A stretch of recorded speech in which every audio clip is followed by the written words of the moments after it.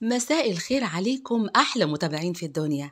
المسخسخة، الترند اللي قالب السوشيال ميديا. بجد وصفة سهلة وبسيطة جدا، ولما دورت وراها لقيت والدتي الله يرحمها كانت بتعملها لنا زمان، يمكن بطرق مختلفة لكن برضه هي المسخسخة. يلا بينا نسمي الله ونبدأ مع بعض. هنحتاج لوصفتنا لفة من الجلاش حوالي 500 جرام.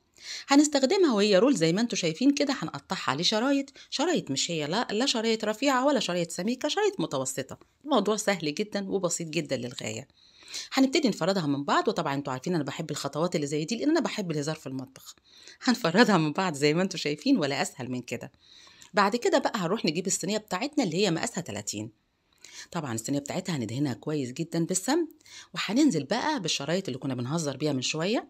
هنفردها في الصينية زي ما انتوا شايفين معايا ولا أسهل من كده.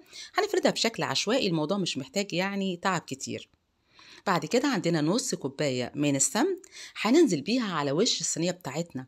الخطوة دي مهمة قوي، مهم جدا ان نغلف الجلاش بتاعنا بالسمن كويس جدا ونغطي كل ورقات الجلاش زي ما انتوا شايفين معايا ولا أسهل من كده.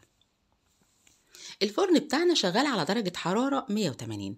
هي بتاخد معانا حوالي نص ساعة في الفرن. وبعد كده بنشغل الشواية بتاعتنا لمدة دقيقتين بس، بنهدي الشواية زي ما دايما بقول لكم.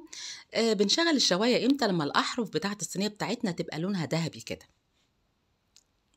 كده الصينية بتاعتنا شربناها زي ما انتوا شايفين بالسمن كويس جدا، وبقت جاهزة معانا علشان تدخل الفرن زي ما هتشوفوا معايا. يلا بقى نجهز التشريبة بتاعتنا اللي هنسقي بيها الصينية. عندنا كوبايتين من الحليب، 3 معالق كبار من السكر، والسكر هنا حسب الرغبة، بس عايزة اقول لكم سكرنا مظبوط قوي. هنقلب. بعد كده هننزل بكيس من الكريم كراميل وهنقلب ولا اسهل من كده.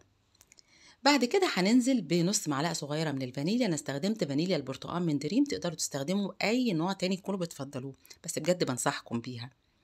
هتاخد معانا بالظبط غلوة واحدة على النار. كده الصينية بتاعتنا طلعت من الفرن زي ما انتوا شايفين، وهنبتدي نسقيها بالتشريبة بتاعتنا وهي سخنة.